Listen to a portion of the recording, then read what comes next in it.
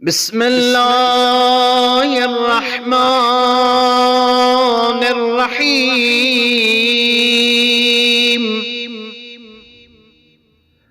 اللهم قبني فيه على إقامة أمرك،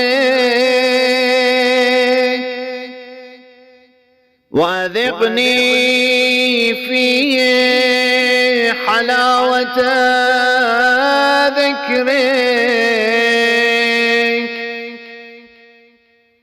وأوذعني فيه لأداء شكرك بكرمك،